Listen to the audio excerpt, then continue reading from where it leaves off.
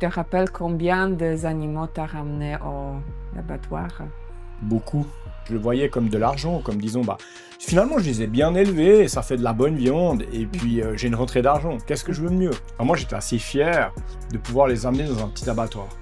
Et puis là, plus t'avances, plus tu te dis, mais je les prends, je les caresse. Tu sais, il n'y a que l'être humain qui caresse le petit cochon. Mais tu te rappelles ces moments quand t'as vraiment dit non, j'en peux plus, c'est fini? Oui, c'est le jour où j'ai dû aller dans un abattoir industriel. J'ai entendu un soir à la ligne de cœur, avec Jean-Marc Richard, une dame qui arrêtait dans le creux du vent. Et du coup, je lui ai téléphoné, et puis elle m'a dit « Ah, mais moi j'arrête et tout, et je peux vous donner une adresse, Virginia Marcus, tu vois. » Puis je suis ouf, compliqué ça. Puis au final, on était les mêmes. Plus tu t'alignes, plus les choses, elles arrivent assez rapidement. On nous dit tout le temps que nous, on est extrêmes. Mais, étonnamment, ces gens-là, c'est les premiers qui nous disent qu'on est extrêmes, avant même que nous, on ait le temps de dire quoi que ce soit. Le passé m'a permis d'être qui je suis aujourd'hui. Donc je ne peux pas regretter mon passé. Et puis où je suis fier, franchement, regarde où on en est. Stéphane, il montre qu'il n'est jamais trop tard pour le changement. Pour moi, c'est un vrai exemple de courage et aussi de générosité. Avant, il était fermier. Il avait une vie tranquille et puis un jour, il a décidé qu'il ne pouvait plus tuer les animaux. Et il a tout changé. Aujourd'hui, il est boulanger, vegan en plus et il fait les meilleures boules de Berlin vegan du monde. Et moi, je m'appelle Anna et je t'invite à découvrir l'histoire de Stéphane. Aujourd'hui, tu fais du pain, mais encore il y a 3 ans. 3 ans, tu as eu la ferme. Et tu as eu combien d'animaux? Et quels animaux tu as eu? Alors on avait 4 vaches avec 4 veaux chaque fois, parce qu'une vache par veau. On avait 3 cochons, on avait une douzaine de chèvres, ça dépendait, des fois on les prenait en hivernage ou en estivage. Et puis on avait une quinzaine de poules, une quinzaine de lapins, c'était déjà pas mal. Ça fait combien de temps tu as eu la ferme? Alors on l'a eu pendant 17 ans. Et tu te rappelles combien d'animaux tu as ramené au abattoir? Beaucoup. Beaucoup. Pour moi, c'était beaucoup. 3 cochons par année, alors 3 fois 17. Après, les vaches, on en menait tous les 2 ans, parce qu'on attendait 2 ans, 2 ans et demi, pour les abattre. C'était une qualité de viande qui était meilleure par rapport au croisement qu'on faisait. Et puis les poules, on les tuait pas, on les tuait seulement quand elles étaient en fin de réforme, si tu veux, quand elles arrivent en réforme pour les œufs. Et puis les poulets, parce qu'on faisait aussi des poulets de chair, le fameux poulet dénoncé par L214, je ne sais plus comment il s'appelle, le 333 ou je ne sais plus quoi, de ces poulets vraiment qui grossissent très très vite. Alors ça, on en faisait presque une centaine par année. Et à l'époque, ça ne posait pas le problème de les ramener là-bas ou c'était toujours quelque chose qui t'a touché quand tu Au t'es... début, pas, non, parce qu'au début, j'étais content, tu vois. J'étais content d'avoir cette ferme, de pouvoir vivre en autarcie, de pouvoir nourrir ma famille, parce que ça, c'est important aussi, de pouvoir nourrir sa famille. Ouais. Et puis, l'idée était vraiment de dire, avec cet argent, on rachète une machine, on ne dépend pas des subsides, on faisait notre propre fourrage. Le fourrage, c'est ce qui coûte le plus cher dans une exploitation, si on doit l'acheter. Donc, nous, on avait pris des machines à bon marché et on fabriquait notre propre fourrage. Donc, pour moi, c'était une rentrée d'argent. Chaque fois, c'était une rentrée d'argent et je le voyais comme de l'argent, comme disons, finalement, je les ai bien élevés et ça fait de la bonne viande et puis j'ai une rentrée d'argent. Qu'est-ce que je veux de mieux? Alors, ces moments quand tu as senti que ça va plus jouer, que tu veux plus tenir et avoir la ferme. Je pense 3 4 ans avant que j'arrête, les 3 dernières séries de cochons, ça venait compliqué. Ouais, ça venait compliqué parce que je pense que l'âge, il aide aussi. Quand on vient un petit peu plus âgé, on n'a peut-être pas la même perception de la vie. Au début, tu es dans le rendement, puis après, tu es plutôt comment je peux dire ça? Tu es un peu plus passif. Et puis du coup, je me disais, mais on a eu une série de cochons qui étaient très sociables, pour moi. Mais finalement, ils sont toujours sociables, tu vois. Mais pour moi, ils étaient vraiment très sociables et c'est là que ça a fait le déclenchement aussi. Parce qu'on les tenait quasiment une année, entre 8 et 10 mois, c'est presque une année si tu veux bien. Donc on les achetait à 20 kilos, 25 kilos. Et puis, tout d'un coup, je me rendais compte que si je les sifflais, ils venaient. Si je les gratouillais, ils se laissaient gratter. C'était comme un chien. Puis je me disais, là, ça devient compliqué. Hein. Toi, une vache, t'arrives, alors c'est clair, ça me faisait de la peine aussi, hein, mais une vache, c'est différent dans le sens que euh, peut-être c'est plus gros, ou je sais pas comment expliquer. Si tu veux. Moi, au début, ça me touchait moins les vaches. Plutôt les cochons, surtout cet œil. Ils ont l'œil comme nous, Ouais. le regard. Et tu pouvais presque lire dans le regard. Et, euh, et quand je les emmenais, alors moi j'étais assez fier de pouvoir les emmener dans un petit abattoir.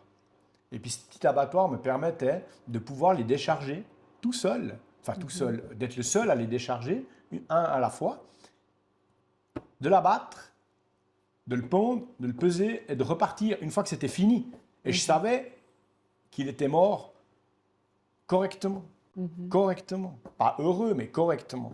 Parce que ce n'est pas le cas partout. Et puis là, ben, plus tu avances, plus tu te dis, mais je les prends, je les caresse. Tu sais, il n'y a que l'être humain hein, qui caresse le petit cochon avant de Mais le ils ont tuer. eu les prénoms, t'as donné ou Je n'ai pas t'as... donné de prénom. Non, parce que là, c'était fini. Hein. Si tu commences comme ça, c'est raide.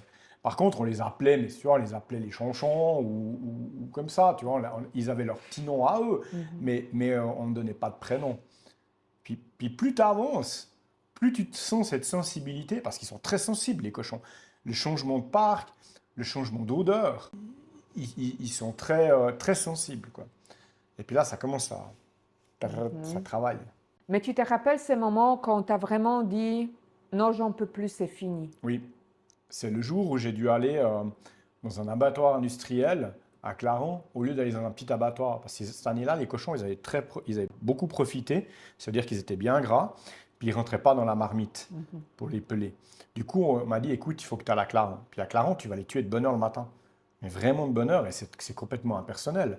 Moi, j'avais l'habitude, tu vois, de décharger mes cochons, de pouvoir les gratter, de pouvoir les amener encore à la fin. Là, c'est impersonnel. Tu arrives, tu viens avec ta bétaillère, tu as une plateforme, tu décharges tes cochons, et puis ils ferment les portes et tu t'en vas. Et puis ce jour-là, je crois qu'ils ont tué 300 à la fois. Et ce jour-là, j'avais 3 petits museaux qui étaient sous la porte, puis c'était les miens. Tu vois? Et ça, je savais qu'ils m'appelaient. Ben, je peux te dire, quand c'est comme ça, quand tu fermes ta bétaillère puis que tu t'en vas, tu te dis maintenant c'est fini, quoi. C'est pas possible. Parce que je prends l'exemple de Virginia qui connaît tous ses animaux par cœur. Moi, je ne les connais pas par cœur, les siens. Parce que je ne vis pas avec. Mais moi, je peux te dire que sur les 300, je savais lesquels étaient à moi. Et ça m'a vraiment fait le déclic. Et j'ai dit non, c'est terminé. Je ne peux plus. C'est fini. Là, j'ai vraiment eu ce sentiment d'abandon, de lâcheté et de profit, quoi. Du reste, je ne les ai pas mangés, quoi. On les a pris en carcasse. Je pensais que ça allait bien aller, mais même en carcasse, même quand ils étaient sous vide, j'ouvrais le congèle. Chaque fois, je voyais mes cochons alignés, tu vois. J'avais aucun plaisir. Ça, c'est vraiment le déclic. Et je pense que c'est pas pour rien si ce jour-là, j'ai pas pu aller là-bas. Puis que j'ai dû aller dans cet abattoir. Tu t'es dit dans ta tête, je peux plus, mais quand même, t'as toujours gardé des animaux. Alors, ben oui. Dans l'idée, c'était pas parti comme ça. Dans l'idée, c'était vraiment parti, on arrête les cochons, et puis on continue encore un petit moment, et puis on verra ce qu'il en est, quoi. Et la même année, qu'on a arrêté les cochons, j'avais un veau à les tuer. Ça devait être le dernier. Et puis, quand on arrive à l'abattoir, à B, il y avait du monde. Donc on a dû attendre. Mais on attend peut-être, je sais pas moi, 40-50 minutes. C'est long, hein? C'est long. Et lui, je le voyais qu'il était vraiment, il transpirait. Moi, j'essaie de lui donner un morceau de pain, j'essaie de le rassurer. Comme l'humain, il fait, tu sais, Ouais. trompeur. Et lui, il sentait qu'il y avait quelque chose qui n'était pas normal. Et quand c'était mon tour, au moment où je l'ai détaché de la bétaillère pour pouvoir le faire demi-tour et pouvoir rentrer dans l'abattoir, il s'est complètement cabré et il voulait partir. Et moi, j'ai eu le réflexe de pouvoir le tirer en bas pour que le boucher, lui, il a vu la situation et tout de suite, il l'a tiré. Parce que sinon, il s'en allait en ville. Hein. Ouais. Et puis là, j'ai dit, OK, ça plus ça, il y a un problème, c'est pas possible. Il faut arrêter. Et puis là, j'ai dit, maintenant, j'arrête. J'arrête. Et puis, entre deux, ce qui s'est passé, c'est que ma vache était malade. Tu sais, la fameuse réglisse Réglisse, qui, ouais. qui trône là-haut, au-dessus de mon labo. Et elle, quand elle est morte auprès, et puis que j'ai eu l'occasion de pouvoir vraiment passer ces derniers moments avec elle, ou même les vaches, C'était la vache qui était avec toi depuis le début? 17 ans, ouais, ouais. Je l'ai eu 17 ans. 17 ans, ça veut dire Ouais. que c'était quelqu'un de la famille, hein, tu Oui, vois, on a tout fait avec. On a fêté ses anniversaires, on a été... c'est vrai. Ouais, ouais, Oui. on avait un petit gâteau, on lui mettait un petit quelque chose, tu vois. Et puis, quand on allait pique-niquer, on allait pique-niquer à côté, comme ça, elle venait nous trouver, tu vois. Il y avait vraiment tout un... On partageait tout. Quand ça allait pas, j'allais au pré, je me dépêchais de rentrer à la maison, j'allais au pré, je la prenais par le cou, puis je lui discutais pendant une demi-heure de ce qui allait pas, tu vois. Puis elle me léchait, elle était contente et tout. Et elle, quand elle a pu partir dans mes bras, et puis que j'ai pu faire ce deuil, j'ai dit, ben non, voilà. Maintenant, tout est bouclé, parce que tu vois, elle s'en va. Je vais pas reprendre une vache, puis recommencer pendant 17 ans. Il fallait juste qu'on sache où placer nos vaches. Mais ça, c'est encore une autre histoire. Mais l'idée, c'était ça. Il y a eu toute une succession d'événements qui finalement ont fait, cet événement a ouvert une autre porte, qui a ouvert une autre porte, puis qu'au final, on a dit, OK, on raccroche. Et ta femme, comment elle a vécu aussi ça? Je te Elle, demande elle, elle comment elle était a. plus... Alors, elle a arrêté la viande bien avant moi. Mhm. Du reste, ça Ah, m'énervait, quoi, parce que chaque fois qu'on faisait de la bonne viande, on était là, ouais, j'ai pas faim, ouais, je veux pas. Je dis, ça m'agace, tu vois. Et puis, quand je dis j'arrête, finalement, elle a suivi le mouvement. Et puis, elle m'a laissé ce choix, entre guillemets. Elle a suivi. Mais elle a suivi aussi en accord avec moi, parce qu'on ne peut pas commencer à dire bah oui. on fait une fois d'un côté, une fois de l'autre. On était assez d'accord à ce Mhm. niveau-là. Et puis, ça devait s'arrêter là. On devait placer les vaches ou tuer les vaches. Je ne savais pas exactement comment faire, tu vois. Je ne savais pas qu'il existait de sanctuaire, Ouais, à proprement dit. ouais. Mais comment t'as entendu parler de... J'ai entendu un soir à la ligne de cœur avec Mhm. Jean-Marc Richard, une dame qui arrêtait dans le creux du vent, qui avait des vaches et qui faisait sanctuaire pour les vaches ou qui accueillait des vaches. Et du coup, je lui ai téléphoné et puis elle m'a dit, ah mais moi j'arrête et tout, et je peux vous donner une adresse, Virginia Marcus, tu vois. Mhm. Puis je fais, ouf, compliqué ça. Pourquoi compliqué? Parce que antispéciste et puis complètement à Tu côté de l'as la plaque. déjà rencontré avant ou t'as Ah non, entendu j'ai parler? ouvert les journaux, tu vois. Ça, c'est l'erreur que j'ai faite, c'est que j'ai ouvert les journaux. Donc, j'ai ouvert les journaux, j'ai écouté ce qu'ils ont raconté, et puis, comme le petit mouton, eh ben, j'ai suivi, tu vois. Et puis, j'ai dit non, alors, ouais. Puis, j'ai pas insisté, tu vois. Puis après, j'ai rencontré un autre copain qui me dit, ah, mais moi, je connais. Il y a Virginia qui a son sanctuaire là-bas. Je fais, oulala, deuxième qui me parle de Virginia. Ça devient compliqué, ça. Puis après, j'ai dit, c'est quand même pas normal qu'il y ait les gens qui me parlent comme ça. Il doit y avoir quelque chose. Alors j'ai dit, bon, on prend le téléphone, on téléphone à cette Virginia, puis on verra ce qu'il en est. Puis on va la trouver chez elle.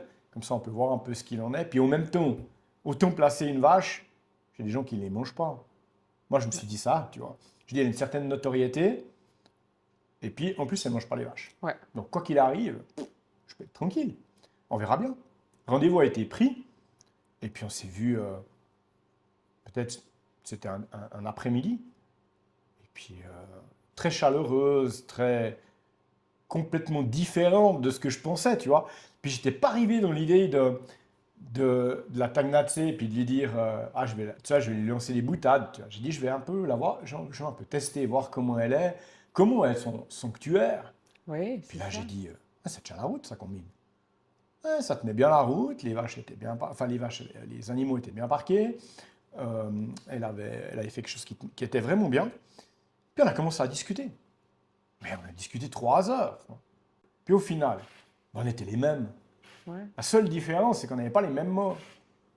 Elle était classifiée dans les journaux comme antispéciste, qui menait des mouvements, qui bloquait des abattoirs, qui faisait des choses comme ça. Et puis elle avait une sensibilité, mais la même que j'avais moi pour les animaux, finalement. Sauf qu'elle a parlé de tout ça et toi, Ah voilà, puis moi j'ai gardé ça en moi, et Ouais. puis j'ai dit, moi je suis grand, je suis fort, et puis il n'y a pas de raison qu'on m'emmerde avec ça, quoi. C'est comme ça, puis c'est tout, quoi. Puis on a convenu de placer cette vache, Maya. Il me restait une autre. L'autre était promis vendue pour la boucherie, tu vois. Alors je ne vais pas parler de l'autre, j'ai juste parlé de Maya, tu vois. Et puis on est reparti. Puis je dis, bon, bah, on va placer cette vache, l'autre elle part à la boucherie, puis on passe à autre chose, puis on tire un trait, puis on verra bien ce qu'on fait. C'était vraiment pas parti dans l'idée d'aller plus loin. L'idée Ouais. c'était de placer, fini, terminé. Puis plus on avançait, forcément plus la date pour aller amener ma vache avançait, plus la date pour aller tuer l'autre avançait aussi, quoi. Puis moi, dans ma tête, je me disais, non, mais comment je peux placer la mère et puis faire tuer la fille? Ça se fait pas, ça. C'est pas correct, Bah oui. tu vois? Et puis j'ai téléphoné à mon pote, je lui ai dit, écoute, je suis embêté là. Moi, je peux pas tuer cette vache. Ce qu'on fait, c'est qu'on se débrouille différemment. Et puis moi, tu me la laisses vivre. Et puis moi, je la place chez Virginia, je lui pose la question, on verra bien. Et puis on trouve une autre solution. Puis il me dit, il n'y a pas de problème, écoute, des vaches, il y en a assez, quoi. Et du coup, j'ai appelé Virginia, puis je lui ai dit, écoute, c'est pas une, mais deux, si tu veux. Elle me dit, il n'y a pas de problème. Je dis, il faut que je t'explique quand même le pourquoi du comment. Moi, je ne pouvais pas aller amener cette vache, sachant que je t'amenais l'autre, quoi. Et puis, de fil en aiguille, on a commencé un petit peu à discuter, tu vois. Juste pour situer, Virginia Marcus est une militante et autrice qui a fondé dans le Valais un sanctuaire pour des animaux ayant échappé à la boucherie, afin qu'ils puissent vivre en paix. Elle accompagne aussi des éleveurs dans leur reconversion vers des métiers sans exploitation animale. Entre deux, j'ai perdu mon travail, l'usine, elle a fermé. J'avais une période un peu creuse, tu vois. Puis elle me dit, mais qu'est-ce que vous allez faire par la suite, puisque vous n'avez plus les vaches, plus ça. Puis je dis, je vais continuer les marchés, je vais faire des petits marchés avec de la boulangerie traditionnelle, comme j'ai toujours eu l'habitude de faire, que je faisais un petit peu à côté, comme ça, les week-ends. Et puis elle me dit, puis vous faites quoi dans cette boulangerie? Puis je dis, tu vois, on a un petit laboratoire en bas, en dessous de la maison.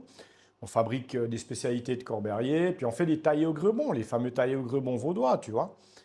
Puis elle me dit, puis il y a quoi là-dedans?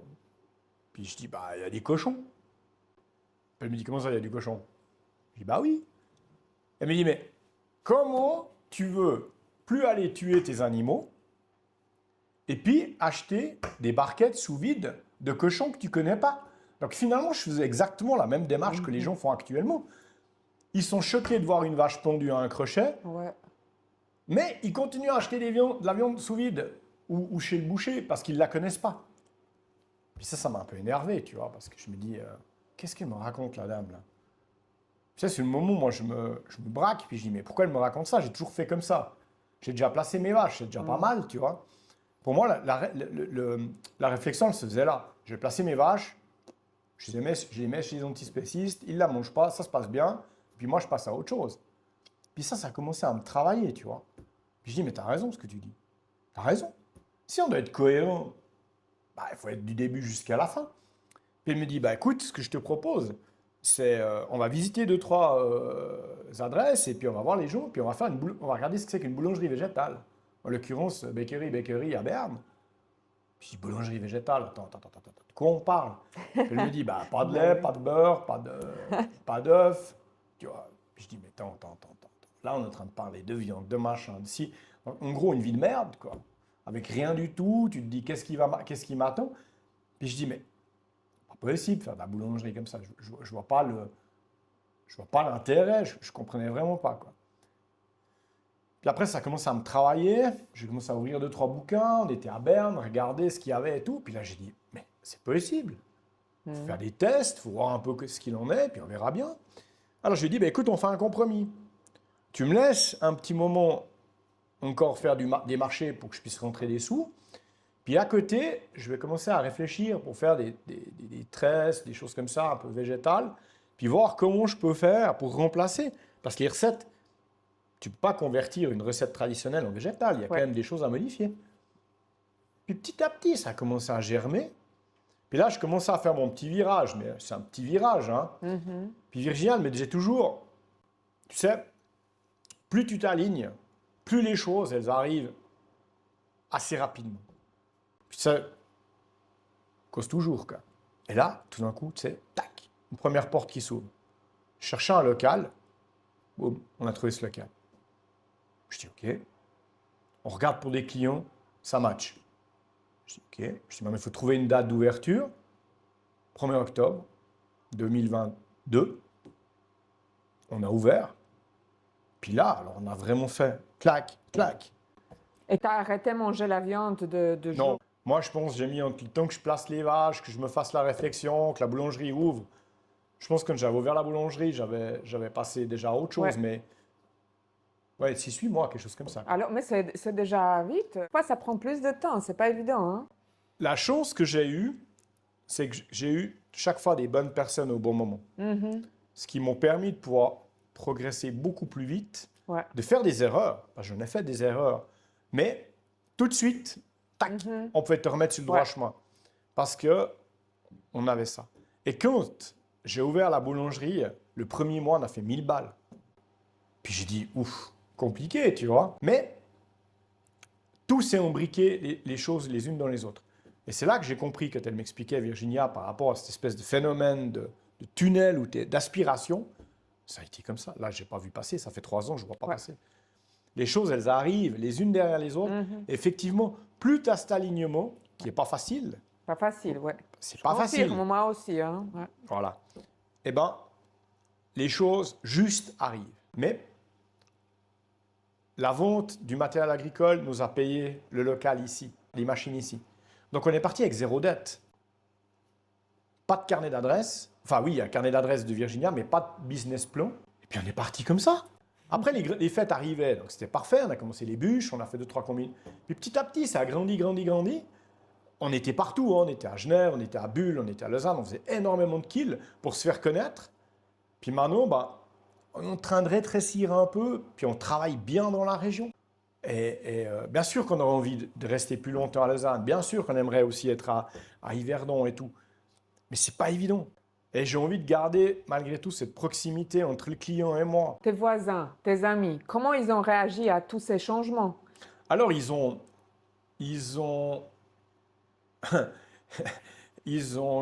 comment je veux dire ça? Ils ont suivi, mais très critiques. Ils ont pensé que c'est C'est pas sectaire, duré. c'est sectaire. Ah, c'est ça. Sectaire. Ouais. Et puis, la Suisse, c'est le pays du lait, du chocolat, du beurre, et puis il faut arrêter ces histoires, quoi. Puis moi, je leur dis non, c'est pas tout à fait ça maintenant. Moi, j'ai vraiment fait ce choix. Et j'en ai quelques-uns qui sont toujours là, et je les remercie, qui eux ont complètement compris le système et qui adhèrent à 200%. Ils voient les changements physiques, mentaux et tout ce que tu veux de ce que ça m'a apporté au niveau du bien-être. Et puis eux, ils sont à 100% avec nous. Et le reste, le plus dur, c'est la famille, ouais, ça c'est sûr. Parce qu'eux, ils te croient toujours que tu es comme il y a 50 ans en arrière. Tu as beau expliquer, alors tu prends sans arrêt des vannes à la con, puis voilà, puis au bout d'un moment, tu te dis, je fais quoi? Alors moi, j'essaie de mettre off, mais j'arrive pas, mais je fais avec.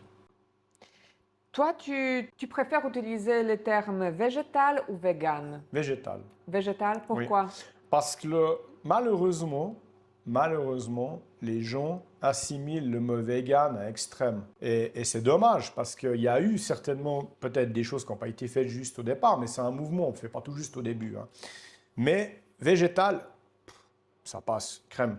Moi, j'ai des gens, ça fait 6 mois qu'ils viennent chez nous, puis tout d'un coup, ils regardent en haut, puis ils voient végétal. Ils disent, c'est quoi ça, végétal? Je dis, mais ça fait 6 mois que tu viens chez moi, tu ne sais pas ce que c'est végétal? Non. C'est tout vegan. Ah ouais? Alors tu vois, un petit peu de déception dans ses yeux. Après, il dit, non mais c'était bon, donc je continue. Je dis, j'espère bien que tu continues, tu vois. Mais c'était ça le terme. Pour moi, c'était vraiment le fait de pouvoir... Moi, je suis assez rassembleur. J'aime pas trop les clans, j'aime pas trop quand on s'énerve. J'aime assez maintenant que les gens ils puissent s'entendre un peu. Puis moi, je trouvais que ce mot-là, il permettait de rassembler, le diviser, quoi. Et le nom de la boulangerie, Oui. ça vient d'où? Ça vient de, justement, l'idée c'est de se dire, quand on fabrique, que ce soit du pain ou des pâtisseries ou des choses comme ça, derrière, il n'y a pas eu cette peine déjà pour moi de devoir abattre des bêtes pour pouvoir ou simplement les traire ou des choses comme ça. Et puis derrière, il y avait aussi cette culpabilité d'avoir tué tous ces cochons, quoi. Ça, c'est vraiment le truc qui me reste en travers, quoi.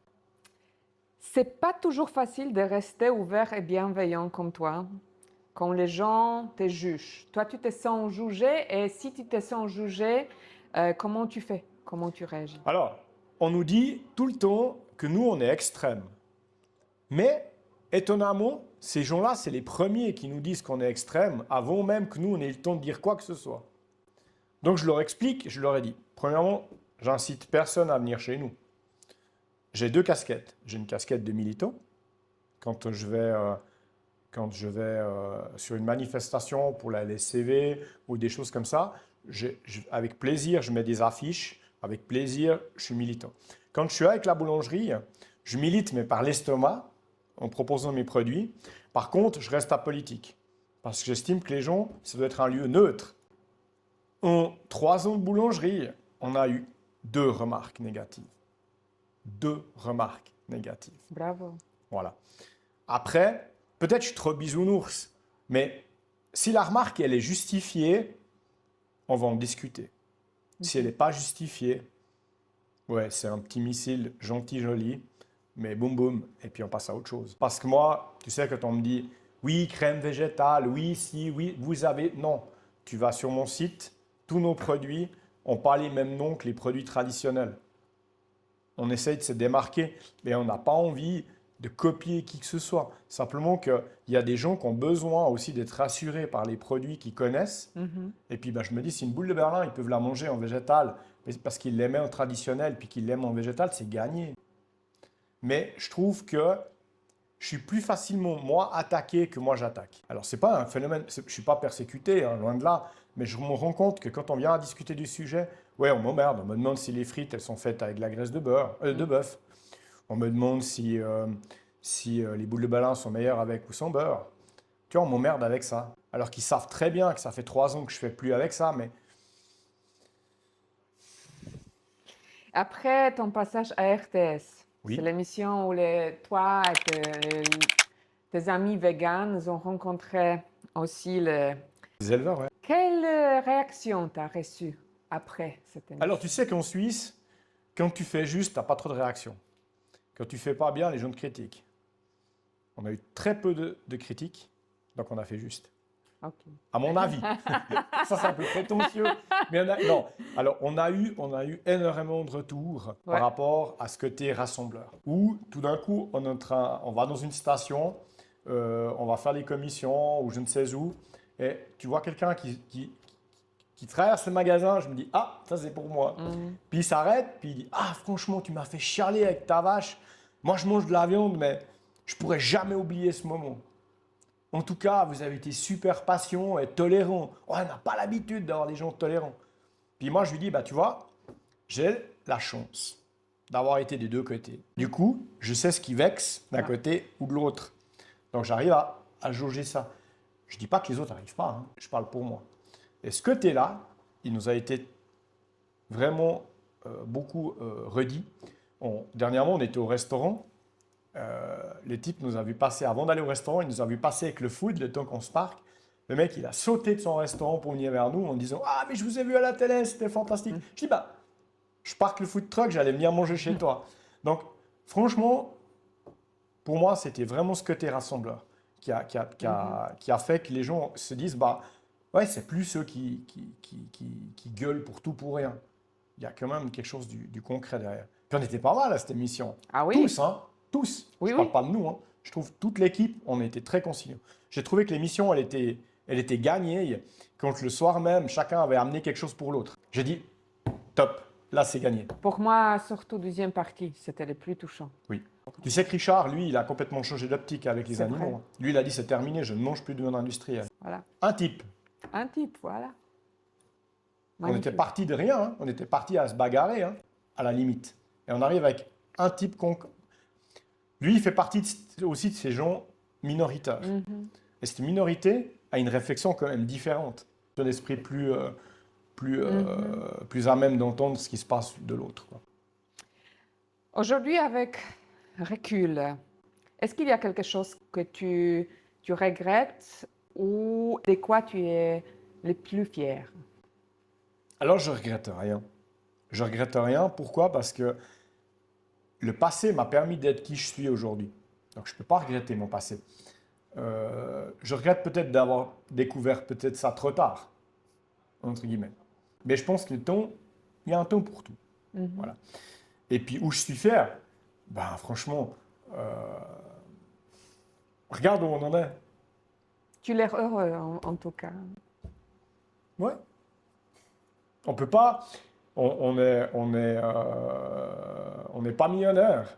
On fait ce qu'on veut, comme on veut. Et puis, on a cette liberté qui prend du temps. Hein. On fait des grosses journées, mais on est libre. Puis ça n'a pas de prix, quoi. Tu vois, Valérie, là maintenant, elle est à B. Demain, on part à Zurich. Après, on va à gauche, à droite. On est libre. Et ça, cette liberté, ça, j'en suis fier d'arriver à faire cette boulangerie et puis d'avoir un moment pour la boulangerie et puis un moment pour les animaux. Parce que tout ce qu'on fait à côté, c'est pour eux, quoi.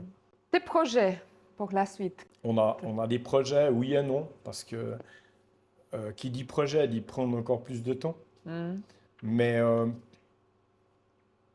peut-être, ce qui serait intéressant, c'est de dire un petit peu moins de boulangerie, en disant par exemple 3 jours par semaine, et se consacrer 2 jours complets à pouvoir aller démarcher les agriculteurs en reconversion. Parce que là, on le fait sur nos heures de travail. Ouais. Parce qu'il faut dire que Virginia, elle fait un sacré boulot là-dessus, tu vois. Autant elle que moi, mais elle fait encore plus parce qu'elle fait toute la logistique. Mhm. Moi, je fais la parlotte, puis elle fait la logistique et toutes ces choses-là, et en plus aussi un petit peu la parlotte, mais j'entends, elle a vraiment du job. Et de pouvoir se dire, bah voilà, on aurait peut-être 2 jours à se dégager là-dessus. Ouais. Mhm. Donc ça, ce serait un projet qui serait plus réaliste. Après, dire prendre un deuxième food truck, ouvrir une deuxième boulangerie, c'est pas trop dans mon truc. J'aimerais vraiment travailler en local et puis continuer ce contact. Tu vois, ça, pour moi, c'est vraiment important le contact. Mais on ne sait pas. On ne sait jamais. On ne sait jamais ce qui peut arriver. Merci beaucoup, Stéphane. C'était Anna, plaisir. merci à toi.